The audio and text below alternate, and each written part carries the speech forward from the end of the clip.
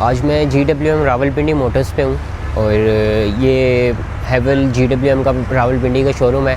पहले इसका जो नाम था वो हैवल रावलपिंडी मोटर्स था, लेकिन अभी रिसेंटली इसका नेम चेंज हो गया और ये GWM रावलपिंडी मोटर्स हो गया। इसकी रीज़न ये है क्योंकि GWM जो है वो पेरेंट कंपनी है, फिर GWM टैंक का भी लॉन्च होना और फिर GWM हैवल 86 जो है, ये गाड़ियाँ सारी इनकी जो पेरेंट कंपनी है वो बेसिकली GWM है, फिर उसकी सब्सिडरीज़ में हैवल है। तो इसलिए अब पाकिस्तान में ये डिसाइड हुआ है कि इनका जो पेरेंट कंपनी का नेम है वही अब इनके शोरूम का नेम हुआ करेगा, उसी से अब इनके शोरूम के नेम्स हुआ करेंगे। जैसे ये अब हमें GWM रावलपिंडी मोटर्स मिलेगा। आज मेरे पास जो गाड़ी है वो GWM टैंक है और ये जो है GWM टैंक का HEV वेरिएंट है। इसमें बेसिकली हमें दो वेरिएंट्स मिलते हैं, जिसमें एक PHEV है और एक HEV है। तो अगर इस गाड़ी की ओवरऑल थोड़ी बात करें तो ये पाकिस्तान में रिसेंटली लॉन्च हुई है। इससे पहले इसके CPU यूनिट्स जो थे वो पाकिस्तान में शो किए गए थे और फिर अब इसके CKD पाकिस्तान में आए हैं। तो अगर ओवरऑल देखा जाए तो इस गाड़ी के जो है हमें कंपेटिटर्स काफ़ी ज़्यादा मिल जाते हैं। अगर इसकी साइज़ को देखें तो इसका पहला कंपेटिटर हो जाता है लैंड क्रूज़र। फिर अगर हम इसकी ओवरऑल जो है प्राइस को देखें तो इसका एक कंपेटिटर होता है पराडो, जो लोग ख़रीदते थे, और फिर एक वो क्लास जो कि फॉर्च्यूनर ख़रीदती थी, अब वो भी इसकी तरफ आ सकते हैं। अब इसकी रीज़न ये है कि जब इसकी प्राइस ज़्यादा थी तो इसका जो कंपटीशन बनता था वो सिर्फ लैंड क्रूज़र वाली क्लास से बनता था, जो हमें थोड़ा यूज़ में लैंड क्रूज़र मिल जाता था, और जो पराडो थे या फिर फॉर्च्यूनर थे वो इसके कंपटीशन में नहीं आते थे। लेकिन अब जब इसकी प्राइस रिवाइज़ हुई है तो इसकी जो प्राइस ब्रैकेट है उसमें हमें यूज़ में पराडो भी मिल जाता है, फिर हमें नया फॉर्च्यूनर उससे कुछ के डिफरेंस से मिल जाता है। तो अब इसके जो कंपेटिटर्स हैं वो काफ़ी ज़्यादा हो गए हैं। अब थोड़ा इस गाड़ी के डिज़ाइन के ऊपर आते हैं। तो अगर इसको फ्रंट से देखें तो काफ़ी एग्रेसिव और एक जो बल्की लुक है वो है इस गाड़ी का। अगर इसके डिज़ाइन की वजह से इसको हम लैंड क्रूज़र के साथ कंपेयर करते हैं तो जो है इसका डिज़ाइन वो कंपटीशन में आता है, क्योंकि ये काफ़ी बल्की लुक है और इस तरह का डिज़ाइन है कि जो हमें पाकिस्तान में मोस्टली कस्टमर्स को चाहिए होता है। एक हैवी डिज़ाइन, एक हैवी लुक वो इस गाड़ी में हमें मिलता है। अगर इसकी हेडलाइट की बात करें तो वो थोड़ी सी जो है मुझे उसकी स्पेस कम लगती है, लेकिन फिर जो उसके साथ ग्रिल है वो काफ़ी ज़्यादा ह्यूज है, जो कि इसके फ्रंट लुक को काफ़ी एग्रेसिव बनाती है। और अगर ओवरऑल इसके लुक की बात करें तो हम अगर इसको मतलब इसके साइज़ की, डिज़ाइन की, तो हम अगर अमेरिकन मसल कार्स लें जैसे डॉज के ये रैम है, और अगर हम इवन जापानीज़ की तरफ आएँ लैंड क्रूज़र या पराडो की तरफ, तो एक वो जो हैवी डिज़ाइन, हैवी लुक, बल्कि लुक जो पाकिस्तान में कस्टमर्स को चाहिए होता है वो सारा हमें इस गाड़ी में मिक्सचर इसके फ्रंट में मिलता है। और ओवरऑल जो इस गाड़ी का डिज़ाइन है वो काफ़ी हमें बल्कि और हैवी मिलता है। अब मैं अगर इसके ओवरऑल साइड लुक की बात करूं तो अगर साइड पे आ जाएं, सबसे पहले इसके टायर्स की बात करते हैं तो कॉन्टिनेंटल के टायर्स हैं, 20 इंचेस का रिम है। और अब अगर ओवरऑल लुक की बात करें तो काफ़ी बल्कि साइड से भी हमें लगता है। और इधर हमें अगर हम इसके फेंडर पे आ जाएं तो वो जो एक कट है वो इसको थोड़ा सा बल्कि तो बनाता है, लेकिन हमें जैसे मोस्टली SUV में इधर स्कर्टिंग मिलती है वो नहीं इसमें उस तरह मिलती, जो कि इसको थोड़ा सा उनसे लेस एग्रेसिव करता है। फिर अगर ऊपर आए इसके साइड मिरर की बात करें तो ये हमें कार डिज़ाइन में मिलता है, जैसे हमें गाड़ियों में मिलता है।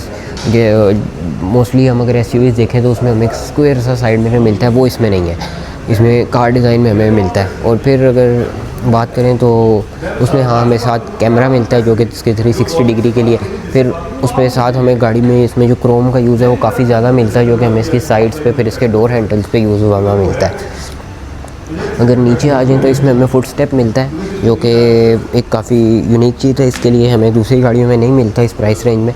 और अगर इसको ओवरऑल इसकी लुक की बात करें तो जब भी अगर इसके साथ परमानेंटली खुला हुआ होता तो शायद इसकी वो लुक को थोड़ा ज़्यादा जो है चौड़ा कर देता, लेकिन ये शायद कंपनी ने इस चीज़ के लिए कि वो ग्राउंड क्लियरेंस उससे कम हो जाती है और वो बाहर अगर निकलता है तो इतना पूरा टाइम अगर वो निकला रहे परमानेंटली तो वो शायद इतना सेफ़ ना हो, वो ब्रेकेबल होता, तो इसलिए उसको जो है उन्होंने कंसील कर दिया। और जब वो हम डोर खोलते हैं तो वो साथ हमें मिलता है।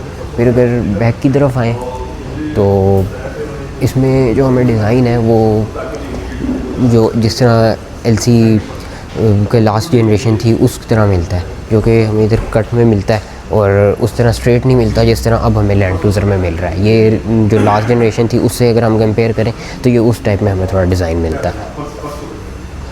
नीचे अगर आ जाएँ तो हमें जो इसके पार्किंग सेंसर्स हैं, इसके जो सेंसर्स हैं वो इसके साइड पे भी मिलते हैं, क्योंकि एक बड़ी गाड़ी है तो उसने साइड से भी कवर करना है और फिर ही हमें जो है उसका रडार की सेंसर्स की जो परफॉर्मेंस है वो अच्छी मिलेगी।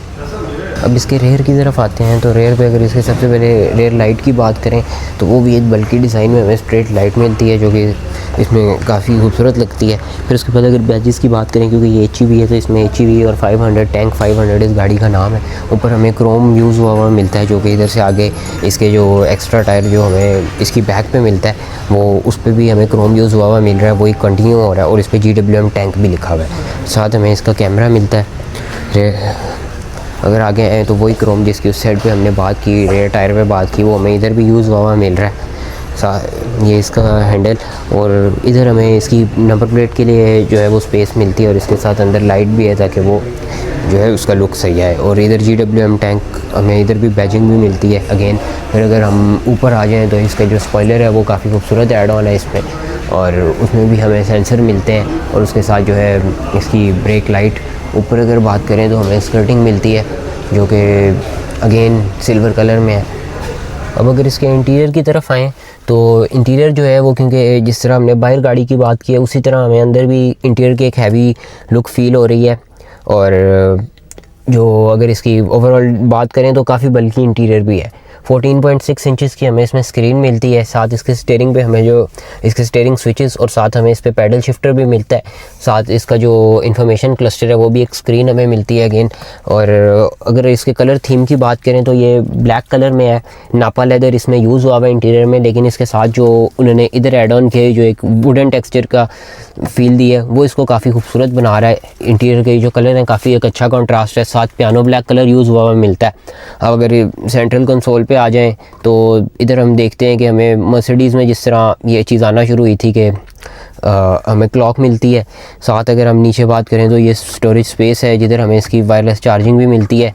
और फिर उसके बाद अगर इसके गियर नॉब पे आएँ तो काफ़ी खूबसूरत एयरप्लेन स्टाइल में इसकी गियर नॉब है जो कि काफ़ी यूनिक चीज़ है।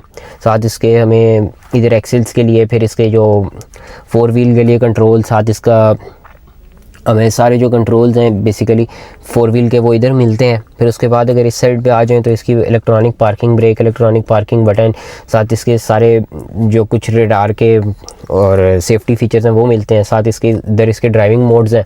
बाकी फिर अगेन कंसोल हमें मिलता है और ये इसका जो लुक है इधर से काफ़ी इसको हैवी बनाता है और काफ़ी मतलब एक चौड़ा और एक बल्कि हमें इंटीरियर फील होता है। अब अगर इसके ओवरऑल इंटीरियर की बात करें तो इसमें हाई ग्रेड नापा लेदर यूज़ हुआ है जो कि हमें इसकी फ्रंट सीट्स पे भी यूज़ हुआ मिलता है। फिर इसके रेयर सीट्स पे भी हमें यूज़ हुआ मिलता है। और थोड़ा अगर इसकी रेयर स्पेस की बात करें तो अच्छी स्पेस है ये, क्योंकि जो राइट साइड वाली सीट है ये पीछे है तो अभी भी मुझे काफ़ी इसकी अच्छी स्पेस नज़र आ रही है इस साइड पे। और क्योंकि ये गाड़ी 7 सीटर है तो ये भी हो सकता था कि इसकी थोड़ी सी इस रो को कॉम्प्रोमाइज़ किया जाता है ताकि इसकी जो लास्ट रो है उसको इंक्रीज़ किया जाए स्पेस को। ऐसा नहीं किया गया। इसकी जो सेकंड रो है उधर काफ़ी अच्छी स्पेस हमें मिलती है। साथ AC के वेंट्स, AC कंट्रोल और हर चीज़ जो है हमें इसका रेयर में मिलता है। एक और चीज़ जो हमें इस गाड़ी में मिलती है और इस सेगमेंट की बाकी गाड़ियों में नहीं मिलती वो है इतना बड़ा पैनोरामिक सनरूफ हमें इसमें मिलता है। बाकी गाड़ियों में अगर प्राडो में बात करें, लैंड क्रूज़र में बात करें तो इस तरह का हमें उसमें सनरूफ नहीं मिलता। ये इस गाड़ी का एक यूनिक पॉइंट है। और साथ अगर आगे आ जाएँ तो इसके एक्स्ट्रा जो फीचर्स हैं उन पर बात करें तो इस गाड़ी में हमें रडार मिलता है और सारी चीज़ें जो है मतलब अगर इस गाड़ी को फ़ीचर वाइज कंपेयर किया जाए एक लोअर वेरिएंट लैंड क्रूज़र से या लोअर वेरिएंट प्राडो से, तो अगर फ़ीचर्स की बात करें तो इस प्राइस रेंज में ये सबसे ज़्यादा फ़ीचर्स वाली गाड़ी भी बन जाती है। अब अगर इसकी स्पेस की बात करें, अगर हमें बाकी कभी ज़्यादा स्पेस चाहिए कुछ कैरी करने के लिए तो जो अगली रो है वो 60-40 स्प्लिट पे है, पिछली 50-50 पे, तो हम इस सारी को फोल्ड करके अच्छी खासी इसमें स्पेस बना सकते हैं ताकि हम कुछ कैरी कर सकें। और क्योंकि इसमें हमें जो एक्स्ट्रा टायर है वो इसकी ट्रंक पे दिया हुआ है तो ये जो डोर है हमें सॉफ्ट टच में मिलता है। ये मैंने बंद किया वो खुद ही क्लोज़ हो जाता है क्योंकि इसको काफ़ी ज़ोर लगता है इसको बंद करने में बिकॉज ऑफ दी टायर, तो इसलिए कंपनी ने ये इसमें बहुत अच्छा ऐड ऑन किया।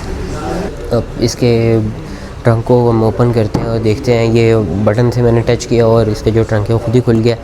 ऑटोमेटिक नहीं है टोटली, बट उसकी जो ओपनिंग है वो ऑटोमेटिक है। क्योंकि ये गाड़ी 7 सीटर है तो हमें इसमें ट्रंक स्पेस नहीं मिलती, बहुत मिनिमल सी स्टोरेज हमें इसमें रेयर साइड पे मिलती है।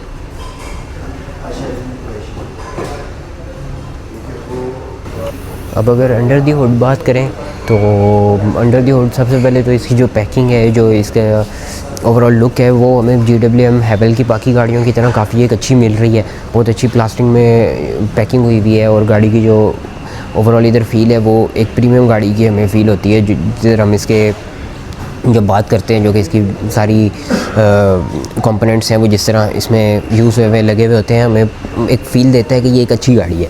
तो अगर इसके इंजन की बात करें तो ये 2000 सीसी इंजन है और ये स्पेसिफिक वेरिएंट जो है HEV है, तो ये 2000 सीसी HEV है। और इसमें जो दूसरा वेरिएंट होता है PHEV, उसमें भी 2000 सीसी ही इंजन यूज़ होता है, लेकिन वो प्लग इन हाइब्रिड होती है।